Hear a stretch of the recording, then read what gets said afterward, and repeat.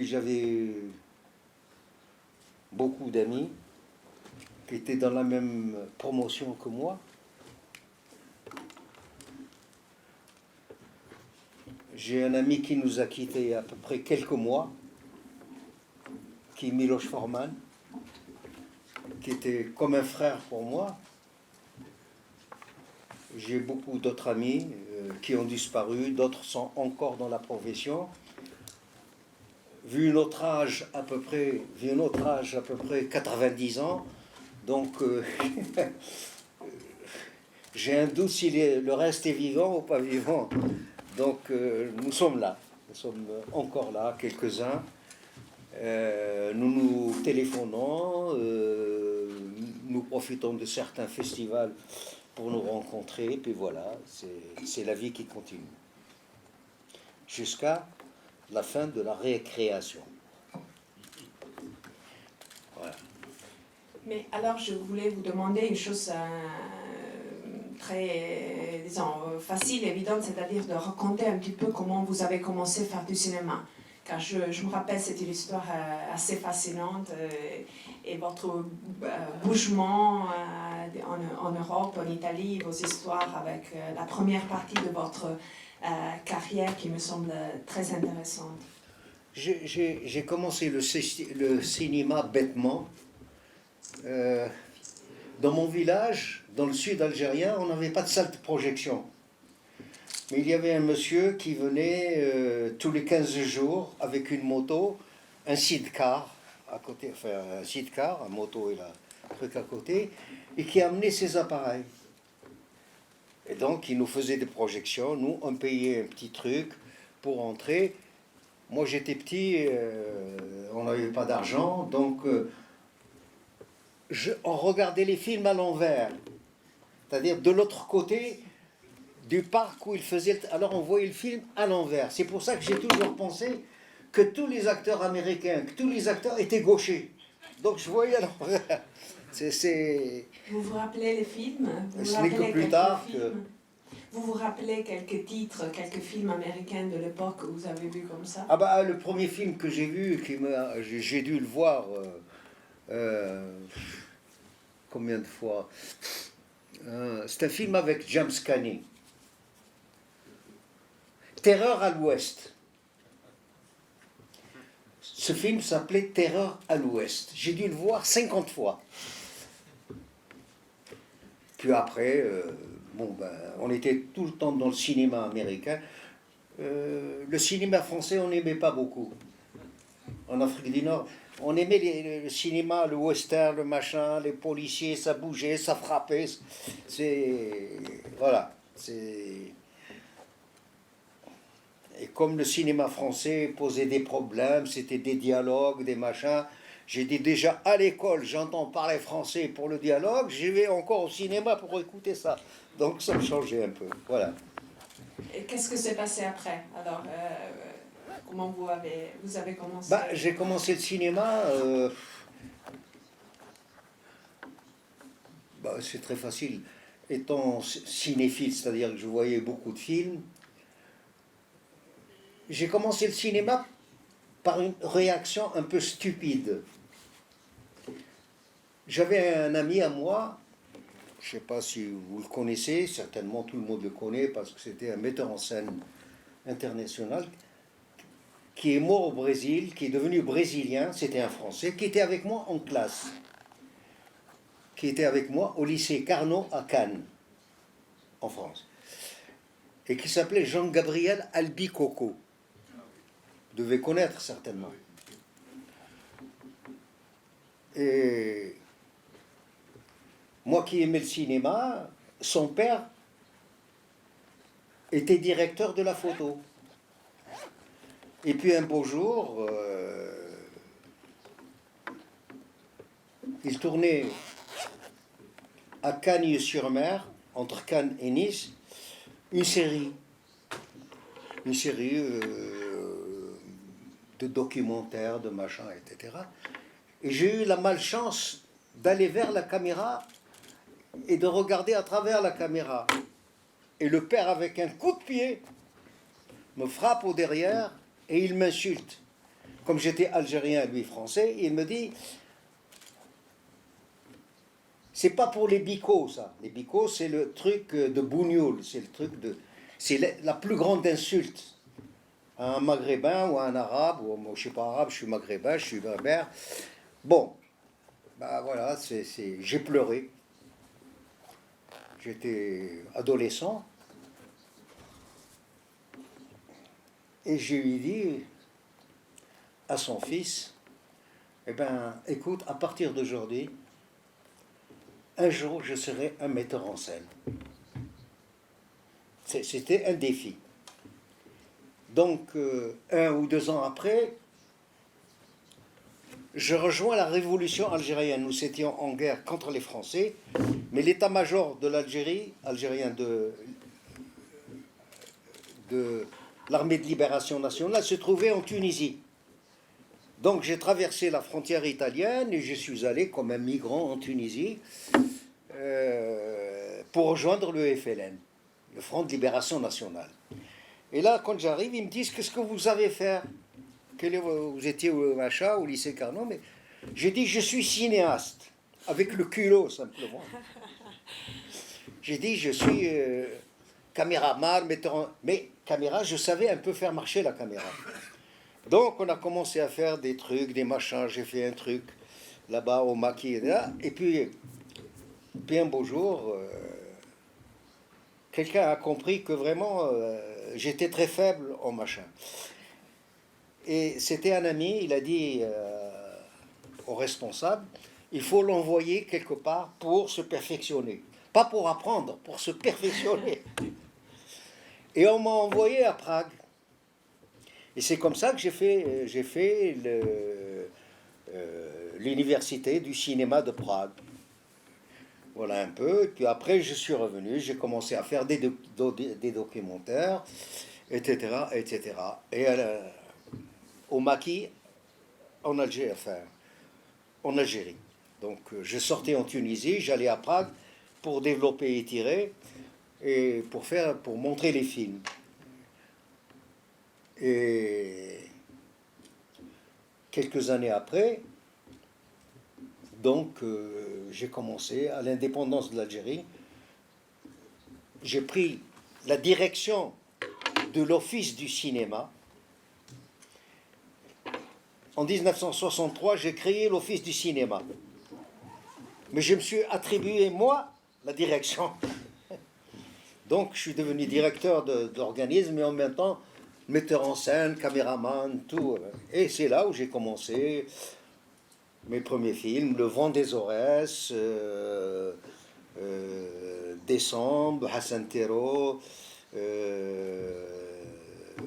Vent de sable sur les femmes, et puis après Chronique des années de braise, et puis après, voilà. Mais donc, pardon. Je vous en prie. Mais donc l'État algérien vous a donné un grand pouvoir, c'est-à-dire à l'époque, vous avez un grand pouvoir, vous pouvez distribuer, produire. Oui, bien sûr. Oui, il est bien évident que l'impulsion que j'avais donnée, j'aimais tellement le cinéma que je voulais que tout le peuple algérien voit des films. Il y avait à peu près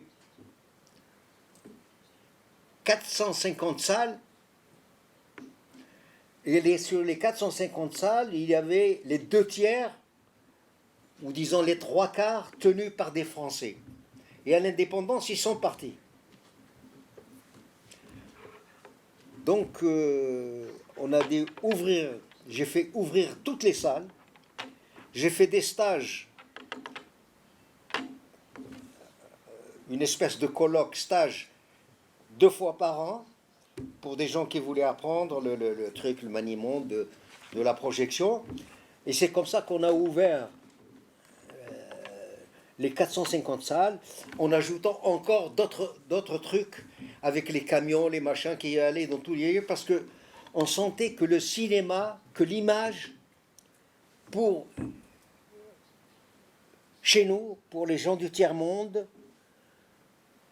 était plus éducative que l'oreille. Parce que c'est des gens qui ne sont pas allés à l'école très petits.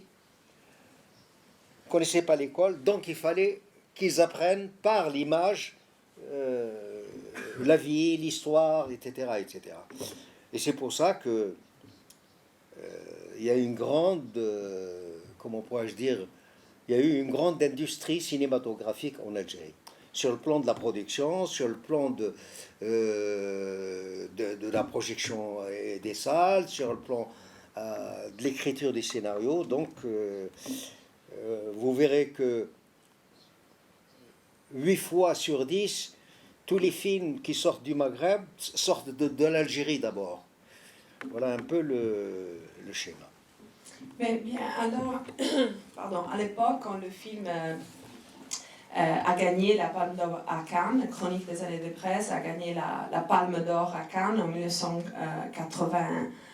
1975. Je peux retrouver les entretiens, les revues de l'époque, les numéros du Cahier du cinéma, de Positif, de toutes les... il y avait plein d'articles, d'entretiens avec vous. Alors, il y avait une question qu'on vous posait, il y avait 2 questions qu'on vous posait très souvent. La première était de donner votre opinion si le cinéma du Maghreb devait être considéré comme partie comme cinéma africain ou non.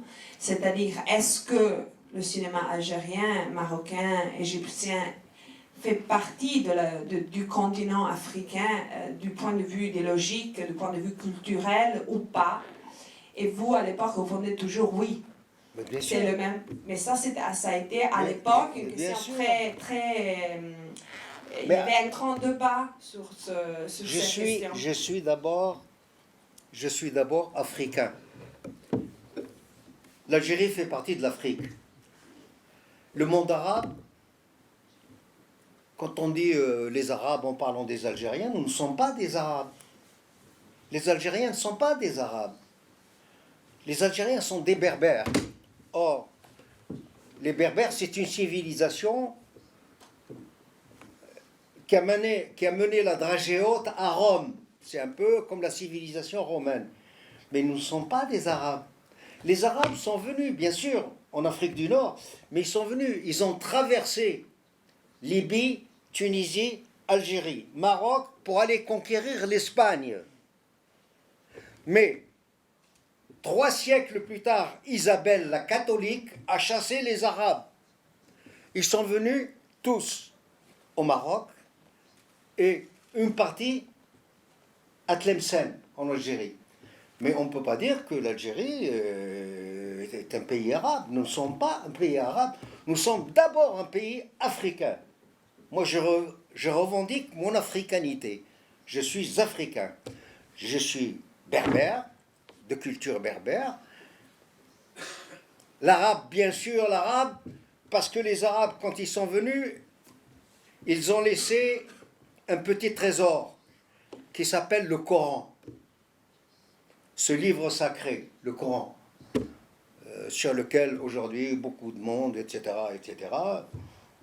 Moi, j'ai appris, si vous voulez, un peu, pas beaucoup, parce que d'abord, je n'écris pas l'arabe, enfin, je l'écris un petit peu, mais je sais ce qu'il y a dans le Coran. Je sais ce qu'il y a dans.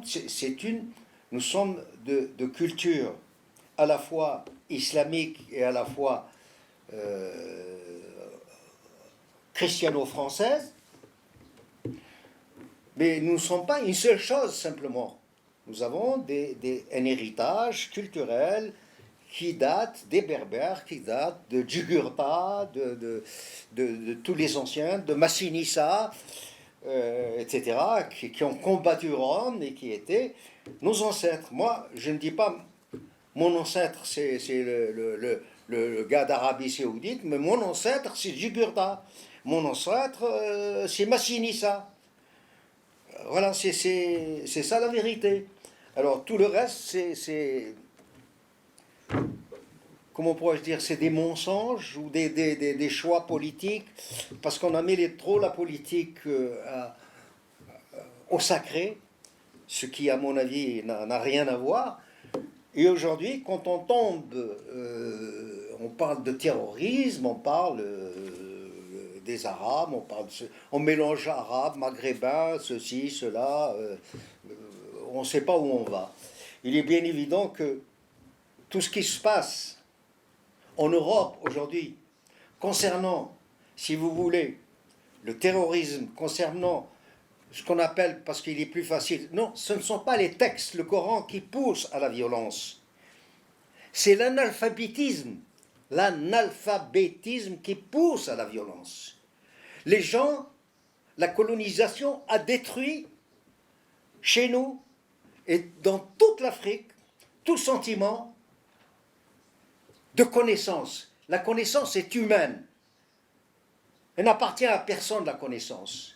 Ce qu'on peut trouver, c'est... Bien sûr qu'il faut lire de temps en temps le Coran ou la Bible, mais il ne faut pas... Ce ne sont pas... C'est des vérités pour les croyants, ce n'est pas ma vérité. Ma vérité, moi, c'est les livres d'économie, c'est les livres de politique générale, c'est les types de l'enseignement, c'est la recherche, c'est ceci, c'est cela. Le complément de l'homme, ce n'est pas le sacré. Le complément de l'homme, c'est le savoir. Le savoir posséder ce qu'il doit avoir en main. Qu'est-ce que c'est l'image d'un film, qu'est-ce que c'est un texte, qu'est-ce que c'est, etc. Sur le plan économique, le fait qu'on puisse détourner l'eau à tel endroit par rapport à tel endroit, etc., etc. Il y a des choses qui sont très importantes. Par exemple, je prends le compte de la connaissance. Moi, je suis diplômé de 2 écoles d'agriculture. De Guelma, 47-49, promotion, et de l'école d'agriculture d'Antibes. Les textes les plus violents qui ont été faits depuis l'indépendance sur l'agriculture ont été écrits par moi. Les interviews, la même chose. Où je me suis toujours dit, comment un pays comme l'Algérie, qui a peut-être 100 fois plus de terres cultivables et arables que la France, puisse aller quémander ou acheter, mettre de l'argent pour acheter du blé ou pour acheter des trucs. Acheter de l'orge ou acheter de quoi manger. Même pour les troupeaux, pour la viande. Non, il y a quelque chose qui ne fonctionne pas. Nous avons les terres, 5-10 fois plus de terres cultivables que la France. Pourquoi allons-nous importer? On dit on sème en Algérie, on va récolter au Canada. On va acheter du blé canadien. Pourquoi? Alors que, simplement, c'est pas la méconnaissance. Parce que l'État s'est attribué, après le départ des Français, les terres. Mais les terres ne doivent pas appartenir à l'État. L'État aurait dû distribuer entre tous les paysans les terres. Parce que le paysan, il traite sa terre comme il traite son fils ou sa famille. Quand il est malade, il s'occupe même des bêtes. La vache, moi je me rappelle de mon père, quand on avait des chevaux, des juments, des vaches, des machins, des moutons. Quand une vache était malade, c'est presque toute la famille qui était malade. On s'en occupait. Mais pourquoi? Parce qu'elle faisait vivre. On sait entretenir les choses dans la vie. Elle faisait vivre toute une famille. Or, aujourd'hui, en Algérie, tout le monde commande le blé au Canada. Pourquoi? Parce que il y a un peu de business, il y a un peu de 5%, 10%, 20%, ça dépend. Alors que la terre algérienne a plus de terre que la France, de terres arables, de terres cultivables. Pour un ingénieur agricole comme moi, c'est une aberration. Je peux l'écrire, Ah, Dieu, ça va. On sait, l'Agdar, il a une grande gueule. Il n'est jamais content, il n'est jamais... Parce que je n'ai pas les moyens si j'étais policier ou si je ferais un coup d'État dans le pays pour enlever ces gens-là et pour distribuer la terre aux agricultures, c'est-à-dire aux paysans. C'est le paysan qui sait vivre, qui sait faire vivre la terre. C'est le paysan qui sait faire vivre les brebis, les machins, etc. Nous avons tout. Et c'est pour ça que le terme on sème en Algérie et on récolte au Canada, parce qu'il y a 10% qui passent dans la poche de ces truands-là, de ces voleurs, de ces bandits. Voilà. Bah ouais. Et toujours à leur tête, il y a toujours eu à leur tête les responsables. Président de la République, ministre, tous, les responsables, toujours à leur tête dans les affaires. Voilà, c'est tout. Alors ça c'est... Pardon, juste une question pour parler de responsables. Est-ce que vous pourriez nous dire quelque chose sur la genèse de ce film fabuleux? Est-ce que vous avez eu aussi des problèmes en Algérie même pour le tourner? Je n'entends La- pas la bien. Nous dire genèse. quelque chose sur la genèse, c'est-à-dire comment ce film est Genèse du né, film. et si vous avez eu des problèmes en Algérie même pour le tourner, pour le réaliser, le monter. Mais vous savez, à mon avis, dans toute l'Afrique du Nord, il n'y a pas simplement l'Algérie, les artistes, les auteurs de films sont toujours confrontés à un problème qui est d'abord vital. Il est bien évident que vous ne pouvez pas prendre, pour acheter de la pellicule, il faut de l'argent, pour avoir une caméra, il faut de l'argent, pour avoir un magnétophone, il faut de l'argent, pour avoir une équipe, il faut la payer. Le cinéma, ça coûte de l'argent. Or, sur le plan culturel, nos pays ne sont pas occupés de ce genre de trucs. Même pour les livres, tous les livres qui ont été écrits par Kateb Yassine, c'est indépendant. Ils trouvent des éditeurs à l'étranger. Kateb, il avait des éditeurs à l'étranger. Or, pour tourner un film, il faut des caméras, il faut de l'argent, etc., etc. Et l'État, qu'il soit algérien, marocain, hein, n'a jamais eu le courage ou la force, sinon, il faut le pousser pour faire ce genre de truc. Alors moi, pour faire en sorte que les choses aillent très bien, je ne suis pas magouilleur, mais je ne suis pas loin du magouillage. Donc, pour tourner mes films, il fallait que je sois au poste le plus haut, c'est-à-dire le poste de directeur, de responsable.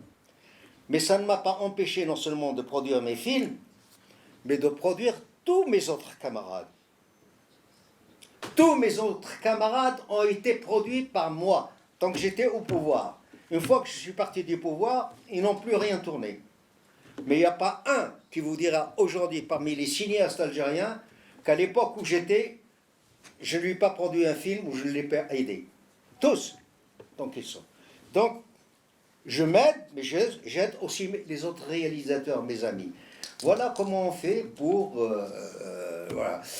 Je suis devenu directeur d'abord à l'indépendance. J'ai fait le texte de l'Office des actualités algériennes, parce que les actualités à l'époque passaient dans toutes les salles de cinéma. Et c'était important que dans tout le magma des 15 ou 20 minutes d'un journal télé, d'un journal filmé, on mettait à peu près 2 minutes du chef de l'État, du Premier ministre, etc. Mais le reste était réservé pour nous, pour faire notre expérience de cinéaste. C'est-à-dire, je prenais des sujets sur telle maladie, sur tel vaccin, sur l'eau, sur le ceci, sur le cela, sur la conduite, sur les yeux, etc. etc. Donc, c'est comme ça qu'on a pu transpercer et arriver à faire des films dans nos pays. Donc, il fallait que je prenne le pouvoir, j'ai pris le pouvoir, et puis voilà, j'ai créé cet organisme de l'Office des actualités en 1963, et depuis 1963, jusqu'à sa disparition dans les années 72-75, on s'en est servi, voilà. Et Voilà, quelle a été la réaction du gouvernement algérien en voyant ça? Quelle a été la réaction du gouvernement algérien quand ils ont vu votre film? Mais, vous savez, avant de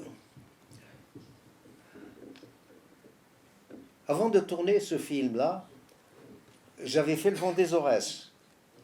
Et le vent des Aurès était à une voix près, j'ai perdu la Palme d'Or.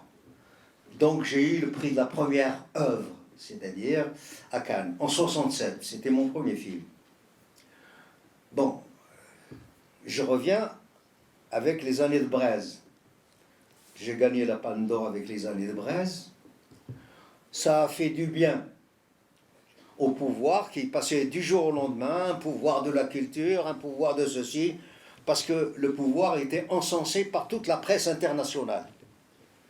Vous vous rendez compte, un Algérien qui gagne la Palme d'Or, ça posait aussi ce genre de problème. Donc,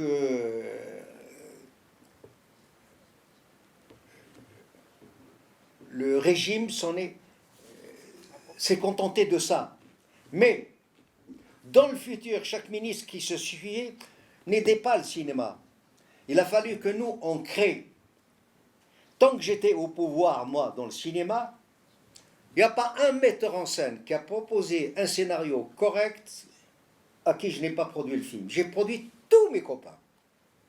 Et j'aurais bien voulu qu'il y ait, parmi eux, 2 ou 3 ici, pour tous, je les ai produits. Pourquoi? Parce que je passais outre même si le ministère ne donnait pas de l'argent, j'arrivais toujours à sortir de l'argent d'un endroit comme d'un autre. C'est-à-dire, étant directeur de l'Office des actualités algériennes, pour faire, moi, un reportage sur quelqu'un, le ministre, je négociais avec lui, le ministre, je sais pas moi, de l'agriculture, le ministre de l'eau, le ministre de ceci. Je négociais parce que tous adorent avoir leur bobine sur l'écran. Et dans tous les écrans algériens. Donc, je négociais la production pour mes copains. Donc, c'était le donnant-donnant. Voilà un peu, si vous voulez, un peu la façon dont on a créé ce cinéma. C'est un cinéma... tous les films algériens aujourd'hui sont des films, disons, corrects. Moi, j'ai tourné des films aussi qui étaient contre... j'ai tourné un film comique qui s'appelle Hassan Terro. Le Hassan Terro, c'est un film qui, pendant une semaine, au début, a été interdit. Pourquoi? Parce que je ridiculise l'administration. Mais le fait que le film a été autorisé après, en disant, j'ai ajouté sur une pancarte une date. C'est-à-dire, ça voulait dire que c'était l'époque de la colonisation, alors que ce n'était pas vrai, le peuple ne s'est pas trompé. C'était une façon pour moi de sortir de l'engrenage de l'interdiction. Donc, après, j'ai tourné un film qui s'appelle Décembre, sur l'histoire d'officiers français en Algérie, à l'époque, sur la torture. La torture est inhumaine, la torture est ceci, la torture est celle-là. Avec Michel Auclair. Puis après, j'ai tourné Vent de sable sur les femmes, sur l'histoire des femmes. Je ne sais pas si vous avez vu Vent de sable, mais j'aurais voulu que tous ces films-là passent ici pendant une semaine, etc. Parce que Vent de sable... On va le faire. Comment? On le fera. Oui, parce que Vent de sable, jusqu'à aujourd'hui, je l'ai tourné en 1976, 77, 78, jusqu'à aujourd'hui, Décembre est interdit en Algérie, et au cinéma et à la télévision. Il est interdit au Maroc, en Tunisie, en Algérie, je ne parle pas de la Mauritanie, en Égypte, tous. Aujourd'hui encore. Pourquoi? Parce qu'il pose le problème des femmes. Ah, voilà. Parce que dans le film, et je raconte l'histoire de ma mère. Ma mère a eu une femme qui a des enfants, qui passe son temps à accoucher et qui reçoit des coups sur la couche parce qu'elle n'a pas pu donner le garçon que le maître voulait. Elle a donné une fille. Mais je raconte quoi? Je raconte l'histoire de ma mère. Puisque je dédie le film à ma mère. À ma mère. Ma mère. Le film est dédié à ma mère qui eut 16 enfants. Ma mère a eu 16 enfants. Déjà avoir 16 enfants, Ah, mais moi, je pourrais même pas emporter la moitié. Constant comme... Non, mais c'est vrai, c'est débile qu'on interdise un film comme ça. Eh bien, le film est interdit en Algérie. Et au cinéma, il y a la télévision, il est interdit en Tunisie, il est interdit au Maroc, il est interdit dans tout le monde musulman. Ne parlons pas de l'Arabie Saoudite, alors là, j'irai au-delà dans ce cas. Ah oui, c'est ça le drame. Le drame, c'est ça, comme j'ai dit au roi Faisal à l'époque, qui m'a dit à Mohamed,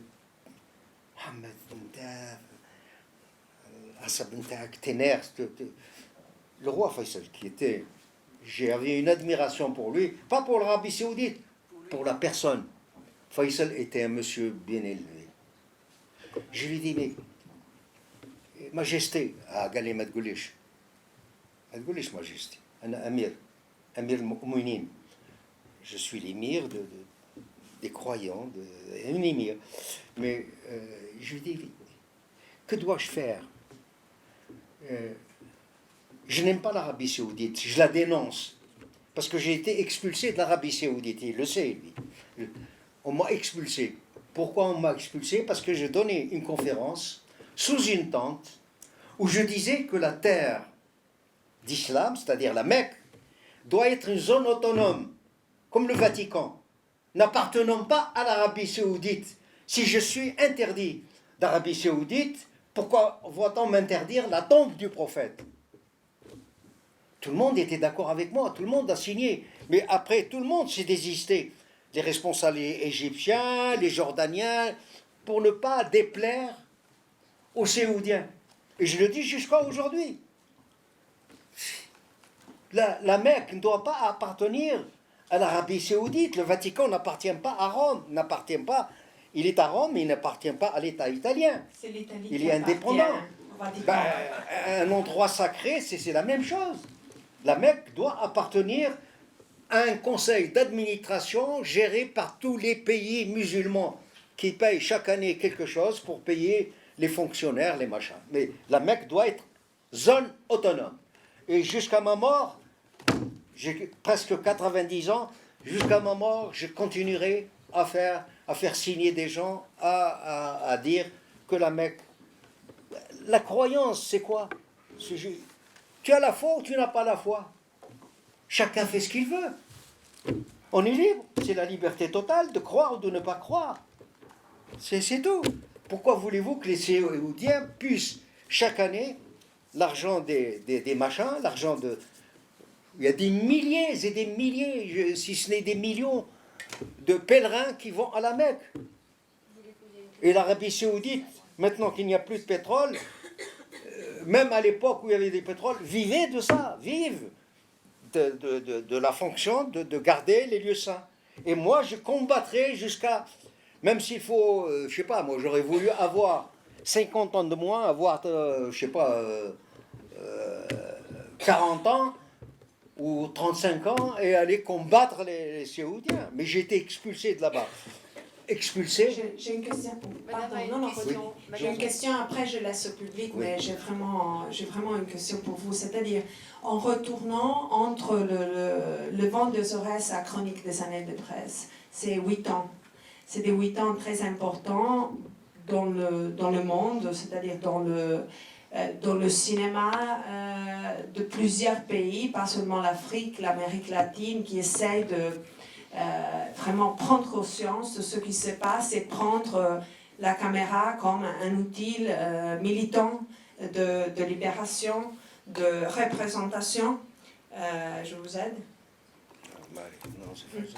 Et alors, je me demande, vous avez parlé justement du fait que c'est vraiment un problème de conscience, de savoir. Et alors, est-ce que vous, à l'époque, vous sentez responsable de donner une image du continent africain, de donner une image, de représenter de l'intérieur de vous-même avec votre voix, quelque chose qui n'avait pas représenté pendant depuis le commencement du cinéma, c'est-à-dire les imagines de l'Afrique et des Africains depuis l'invention du cinéma sont des imagines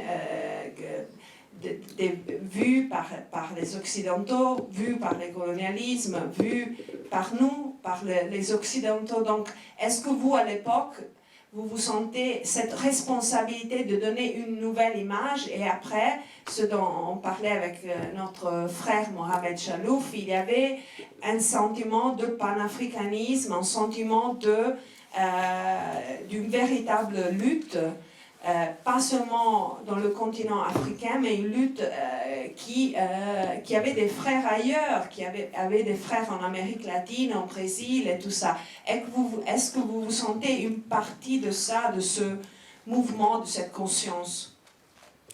Vous savez, je vous répondrai simplement par une chose importante. Les premières réunions se sont faites sous mon égide en Algérie, où j'avais invité le monde entier, c'est-à-dire tous les copains du monde entier qui se sont sentis humiliés par les pouvoirs ou colonialistes ou capitalistes. Pour moi, avoir Ousmane Sembène à ma droite et Glaubert Rocha à ma gauche, c'est-à-dire le Brésil, avoir des amis américains, avoir des amis russes, avoir des amis, etc., etc. J'ai essayé de faire à Alger, de réunir chaque fois qu'il y a eu une manifestation, l'Afrique et le monde entier, pour condamner, pour la condamnation de tout ce qui était injuste sur cette terre. Et Dieu seul sait s'il y avait des choses injustes, ne serait-ce que les comportements à l'égard de tel peuple, de ceci, de cela, de la colonisation, à l'attribution par le capitalisme de certaines choses. Et je vous dis tout de suite, je ne suis pas communiste. Hein. Je fais partie de la race qu'on appelle les responsables humains. Je suis un humaniste. Mais quand vous êtes humaniste, vous dépassez et le capitalisme, et le communisme, et ceci et cela. Je sais ce que je pense, c'est simplement ce qui fait du bien à l'homme. Et qu'est-ce que l'homme possède? Voilà ce qui est important pour moi. Moi, je pense que je ne dis pas au siècle dernier, même dans ce siècle, dans tous les siècles, on parle de justice, il n'y a pas de justice. Moi, ce que je remarque, si vous mettez dans la balance la justice et l'injustice, l'injustice pèse 1000 fois plus lourde que la justice. Il n'y a pas. La justice, c'est fait pour amuser les journaux, la galerie, etc., etc. Vous avez des gens aujourd'hui, par exemple, on parle du cas des migrants aujourd'hui. Les migrants, c'est quoi? C'est vous qui demain ne pouvez pas avoir un travail ou exister ou ne pas avoir quelque chose à mettre sous la dent, etc. Parce que vous avez été déracinés dans les pays africains par la colonisation qui s'est tout attribuée pendant des siècles, et vous vous trouvez avec rien. Donc, moi je pense que il n'y a pas de problème de migrants pour moi, il n'y a que des problèmes, des solutions. Des solutions, c'est-à-dire que on doit réparer l'injustice qui a été faite par les hommes et non pas par la nature. Il y a ceux qui croient par Dieu, mais l'injustice a été faite par les hommes. C'est injustice où on a, comment pourrais-je dire, dépossédé l'homme de ses biens pour se les attribuer et le laisser dans une espèce de... Quand vous comptez les migrants, ce ne sont pas des Suédois qui viennent ici comme migrants. Ce ne sont pas des Anglais qui viennent ici comme migrants. Ce ne sont pas des Allemands qui viennent comme migrants. Pourquoi voulez-vous que les migrants sortent toujours des mêmes endroits? Expliquez-moi pourquoi. Y a-t-il un cerveau chez les uns et les autres, c'est des bourricots, c'est-à-dire ils ne savent rien du tout? Non. Il y a une dépossession matérielle qui a été faite par l'Occident, où on a, disons, dépossédé chirurgicalement l'homme d'aujourd'hui, l'Africain ou le migrant d'aujourd'hui, du tiers-monde. Ça existe, ça encore. C'est ça. Quand on parle aujourd'hui, ah oui, on se regarde, on dit, oui, mais combien tu peux prendre de migrants? Moi, la terre est grande. La terre appartient à tout le monde. Il n'y a pas de problème. À mon compte, à moi, je vous dirais, en toute honnêteté, sans faire de démagogie, moi, je supprimerai toutes les frontières du monde entier. Il n'y aura pas de frontières. Les gens peuvent aller où ils veulent, là où ils peuvent pousser, etc. Un Africain en Allemagne, un machin. Pourquoi attendre ces négociations entre ces rigolos de politique? C'est des rigolos. C'est la commedia dell'arte. Ils font semblant de s'entendre. Ah oui, mais enfin, 1 million de migrants, ça fait un peu trop. On négociera à 800 000, à 300 000, à 400 000. Ah, je te laisse ça, mais il faut les parquer à tel endroit. Attendez, la terre appartient à tout le monde, à tout être qui respire. La terre appartient à l'humanité. Elle n'appartient pas à des pays. Des pays sont à la création pseudo-mystique de régions créées par l'homme pour se protéger de quoi? Mais à l'époque, vous sentez qu'avec le cinéma, vous pouvez changer ça? Bien sûr. Le cinéma peut changer beaucoup ça. Le cinéma et tous les moyens, l'écriture aussi. Le cinéma, l'écriture, la télévision, la peinture. L'art est fait pour ça. L'art est pour éliminer toute source de dissension entre les hommes et de créer une espèce d'harmonie. L'art, c'est pour moi l'harmonie entre les êtres humains. C'est ça qui est beau. Je pense que, en faisant un film sur l'Algérie, la communication entre moi et un Suédois ou un Allemand ou un Américain doit être effective parce que j'utilise, c'est-à-dire les sentiments que je ressens, il doit, en tant qu'être humain, même s'il n'y a pas de dialogue, il doit les ressentir. Même s'il n'y a pas de dialogue, il doit ressentir les sentiments que j'éprouve à l'égard de l'être humain, de l'homme. Voilà, c'est tout. Il y a aujourd'hui des pays riches, des pays non riches, c'est toujours la même chose. Les migrants, comme par hasard, viennent toujours des mêmes pays. Pourquoi? Pourtant, il y a le même soleil, il y a la même lune, il y a le même degré hygrométrique, le même degré hygrométrique. On vient toujours du même truc. Parce que l'homme a été tellement humilié, tellement jeté par terre, ou alors que l'Occident, qui a fait tant de mal aux pays du tiers-monde, eh ben, il sort de l'argent et ils ne donnent pas l'argent au pouvoir en place. Il sort de l'argent et il envoie des équipes pour former des gens là-bas sur place, pour qu'ils ne se déplacent pas de leur pays. Parce que quand on sent l'odeur du pays, c'est bien. Et si on vient encore gratuitement vous donner des choses, c'est-à-dire un savoir, c'est tout. C'est la création d'écoles d'agriculture, d'écoles d'industrie, d'écoles, je ne sais pas moi, de prêt-à-porter, d'écoles de culture. C'est ça la vérité.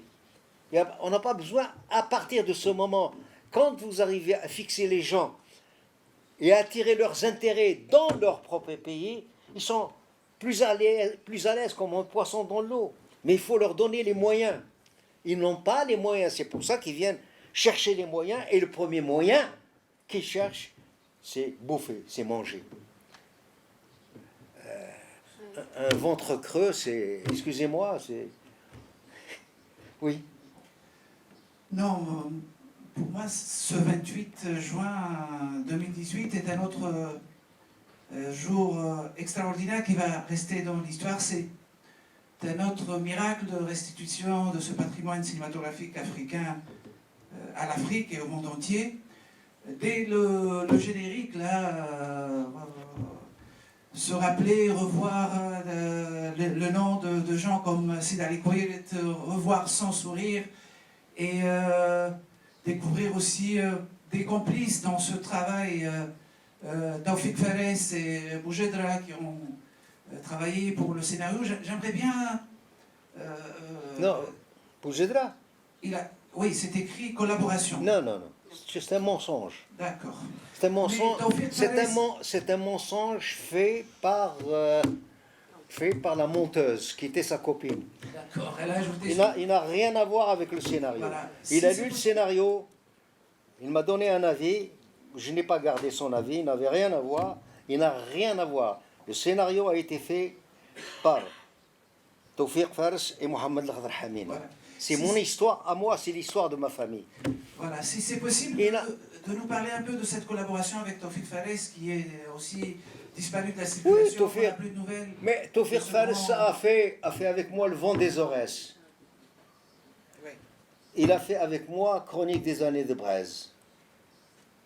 Et Taoufik Fares, je l'avais choisi à l'époque, avant d'être co-scénariste avec moi. C'est lui qui dirigeait à Paris, qui écrivait les textes des actualités algériennes. Toutes les semaines, c'est lui qui écrivait, c'était le responsable des actualités algériennes. C'était mon représentant à Paris. Mais c'est un homme qui n'a pas été reconnu totalement à sa juste valeur. C'est un homme exceptionnel, c'est un écrivain, c'est un intellectuel hors norme. Je pourrais même dire qu'il a, pour moi, il a, dans ses écrits, il a les mêmes valeurs que Katib Yassine. Et Katib Yassine, c'était son auréole. Il adorait Katib Yassine.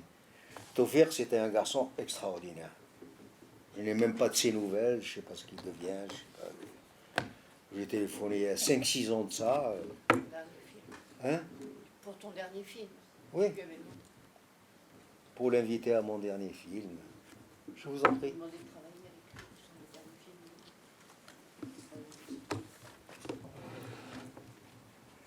Je voudrais d'abord vous remercier pour le film qui pour moi est une œuvre exceptionnelle et vraiment je suis très heureux que le film maintenant est devenu de nouveau apparemment visible et je voudrais vous demander, puisque pour moi c'est aussi un film qui est du cinéma pur, c'est-à-dire film exceptionnellement visuel, je voudrais vous demander si vous pourriez raconter un peu comment vous avez travaillé sur les images et aussi une deuxième question, si je peux me permettre de vous demander comment vous avez fait le travail sur retrouver les couleurs pour cette version numérique, puisque quand même il y a un change de la argentique sur le numérique. Comment vous avez donc oui, c'est deux questions. Merci pour le film encore une fois. Merci beaucoup. Je sais pas compris. Alors, première question serait un peu comme il a beaucoup aimé, il a redécouvert avec la restauration, comment vous avez travaillé sur les images de l'aspect visuel du film. Non, pas pendant le tournage. Ça, c'est pendant le tournage. Et une deuxième question, Oui. comment vous avez travaillé pendant la restauration au labo pour Oui, la- oui. c'est- Non, je suis metteur en scène, mais je viens de la caméra. Je suis certainement, je ne sais pas si je suis meilleur metteur en scène que meilleur cadreur, mais la caméra, j'ai toujours un directeur de la photo avec moi qui fait la lumière. Le cadreur, c'est moi. Que ce soit aux manivelles ou que ce soit au bras, c'est toujours moi le caméraman. Donc, parce que je viens de l'image, j'ai commencé ma carrière comme caméraman. Donc, et je fais toujours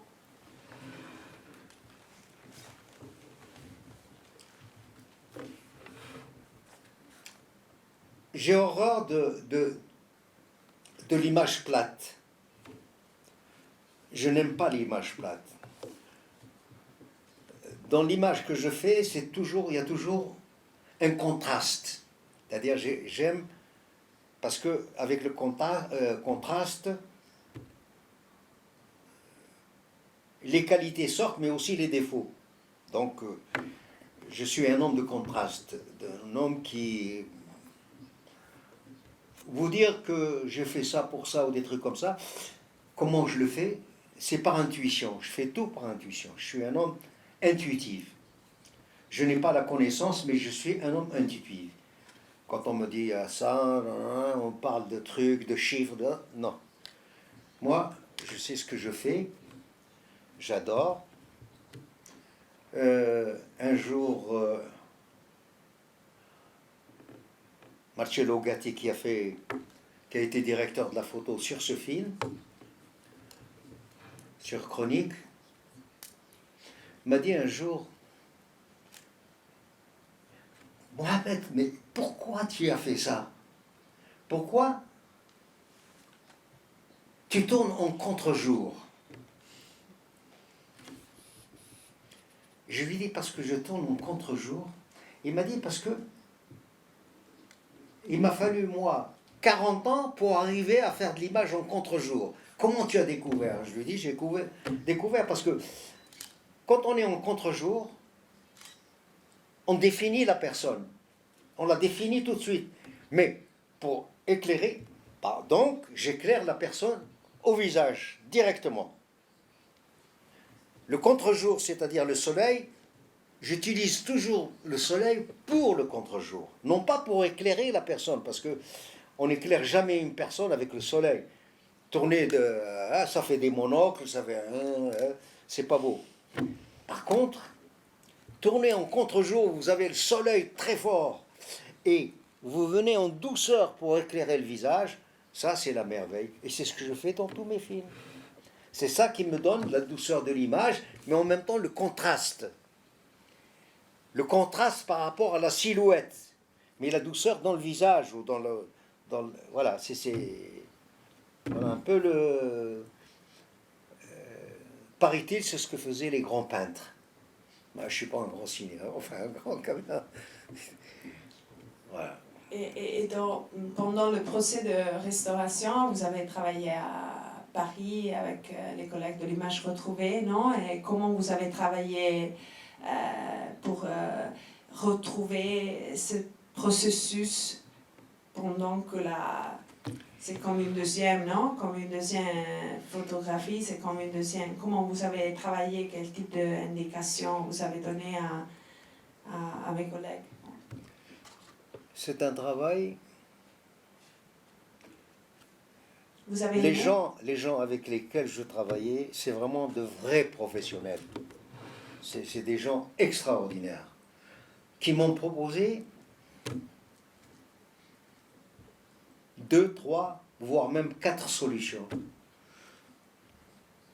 Je ne me suis jamais trompé d'une manière linéaire. J'ai toujours choisi celle qui précède l'image d'avant ou celle qui va avec l'image d'après. C'est-à-dire, je n'aime pas l'image plate. J'aime toujours l'image contrastée. Si je faisais un film d'amour, peut-être que je ferais une image plate des deux amants. Mais j'aime l'image contrastée parce que mes films sont beaucoup plus sociaux que des histoires d'amour. Donc, je crois que je ne sais pas pourquoi. À vous dire, je suis en train d'expliquer comme un con. Non, je ne sais pas de quoi il s'agit. Je sais ce qui me convient et ce qui ne me convient pas. Et je me dis, je me mets à la place du spectateur.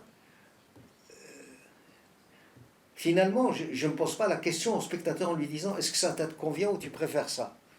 Je lui impose mon point de vue à moi, comme j'ai imposé le point de vue de la mise en scène. Donc, où il est d'accord, où il sort. de la salle, même s'il a payé sa place. Et surtout s'il ne l'a pas payé. Voilà un peu, si vous voulez, le... Non, le cinéma est un art extraordinaire. Vous pouvez, avec le cinéma, tout faire. Puiser dans votre tête vos rêves, votre passé, votre futur, comment vous voyez les choses, etc., etc. C'est toujours parce que vous avez le choix de choisir dans les images qui conviennent le mieux à votre vision. Voilà pourquoi le cinéma, pour moi, est un art qui se situe au même titre que la photo, que la peinture, que même le son, même s'il n'y a pas de son, il y a toujours une espèce de... qui vous revient. Même quand on voit les films muets, je suis sûr qu'il y a un petit peu de son, même s'il n'y a pas de musique. La musique peut-être adoucit les mœurs, mais des fois elle est en contraste avec le truc. Et c'est pour ça que la première des choses que quand un film est mauvais, les personnes qui le voient vous disent, on sort, oh là là là là, la musique était extraordinaire. Quand un film est mauvais, la musique est toujours extraordinaire. Parce que c'est la seule chose qui vous a agressé, l'image ne vous a pas agressé. Tous les films mauvais ont une musique extraordinaire, même si la musique c'est du bas niveau. Quand vous voyez quelqu'un vous dire, alors tu dis Jean, Mohamed, comment tu as trouvé le film? Oh putain, la musique était extraordinaire. Ne va pas voir le film. C'est pas un bon film. Tous les bons films, tous les mauvais films ont une musique extraordinaire. Mais tous les grands films n'ont pas besoin de musique. Je n'ai jamais poussé la musique dans mes films pour ne pas avoir plus. Il faut que ça soit la valeur du son, c'est-à-dire des pieds, des machins, des trucs qui sont plus importants pour moi que la musique. La musique, c'est un signalement pour moi simplement. C'est pas. Bien sûr, quand on voit Love Story, les violences ça part de tous les côtés. Alors là, bien sûr, c'est Love is a many splendid thing. Pour vous dire, j'adore le cinéma. J'adore le cinéma et je voudrais qu'on puisse arriver à un cinéma comme on en faisait avant. Aujourd'hui, le cinéma, c'est une espèce de rétrospective d'actes, machin, etc., etc. C'est peut-être parce que je ne vais plus au cinéma mais je ne sais pas si... Je ne veux pas comparaître le cinéma d'avant et le cinéma d'aujourd'hui. C'est très difficile pour moi. Parce que je suis assez mal placé, parce que je ne connais pas le cinéma d'aujourd'hui. Mais le cinéma d'avant, je le connais très très bien. Très très bien. Tous les films, je sais pas moi, de King Vidor à John Sturges, en passant par... Tout ça, c'est... Mais... Et les Italiens? Je ne peux pas vous garder ici pendant 2 heures encore. Moi, je voudrais vous garder pendant toute l'après-midi, mais je ne peux pas le faire. Mais ce soir, sur Grande Place, on a la restauration de voleurs de bicyclettes de Sika.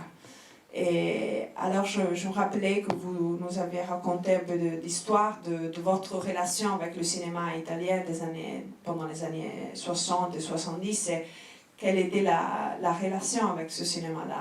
Soit que du néoréalisme ou du cinéma italien en général, disons.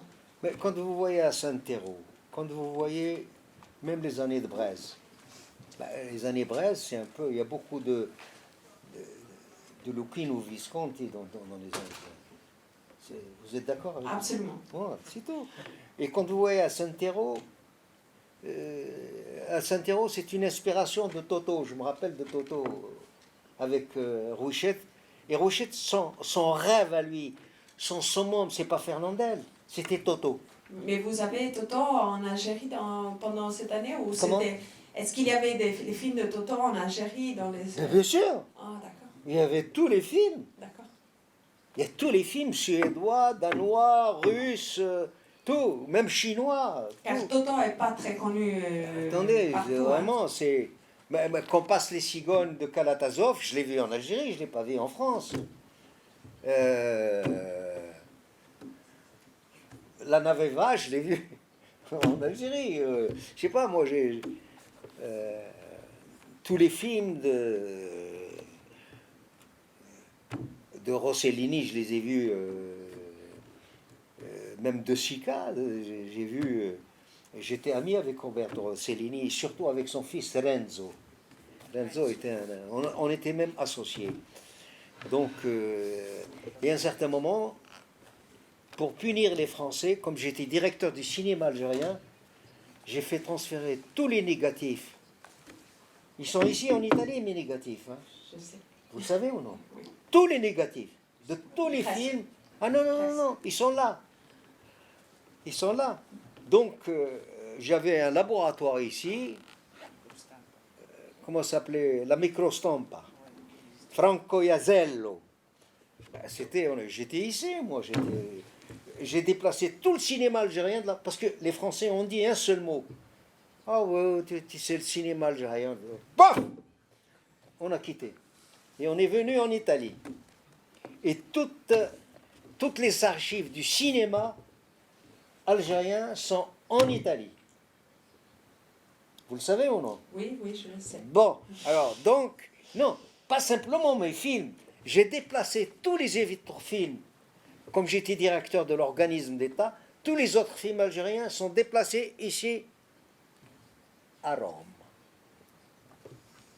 Bravo. Vous avez produit des films italiens aussi dans votre Comment? carrière? Vous avez produit des films italiens? Ben, Le bar. j'ai produit... Ah, d'accord. Ben oui, j'ai coproduit des films italiens. J'ai coproduit avec ISF et moi-même, nous avons la bataille d'Alger, qui a eu quand même le Grand Prix à Venise et l'Oscar du meilleur film étranger. J'ai produit le film d'Ettore Scola. Scola était mon ami. Ettore était comme un frère à moi. Comment ça s'appelait? Le bal. On n'a pas eu besoin d'ingénieur du son dans le bal. Il n'y avait pas d'ingénieur du son parce qu'il n'y a pas un mot, il n'y a pas une phrase. C'est un film muet. Mais c'est tellement beau, c'est tellement... Alors, Ettore me dit, quand on entendait la musique, il dit, Mohamed, tu veux pas qu'on danse ensemble dans le film et tu me dis je t'aime et moi je te dis je t'aime. Ettore. Bon, qu'est-ce que j'ai fait encore? Italien. Hein? Vous parliez de films italiens. De films italiens, oui. Je pense que c'est... Bah, j'ai beaucoup aidé, comment il s'appelle, aussi Visconti, Lo Straniero, l'étranger de Camus, avec notre acteur. Anna Karina? Hein? Anna Karina? Qui? L'acteur. Si, Mastroianni. qui sont ici. Marcello, oui. Et Marcello, il aimait le vin. On buvait du vin blanc. Il m'a dit, je suis comme un Italien, on aime tous le vin blanc. Alors on buvait du vin. Et à la fin de la soirée, Marcello me dit, ici, volare, si on vole, on va en Amérique un peu. C'était le whisky. Ah bah oui. Chivas, il aimait le Chivas. Marcello. Marcello Mastroianni. Ah oui, c'était...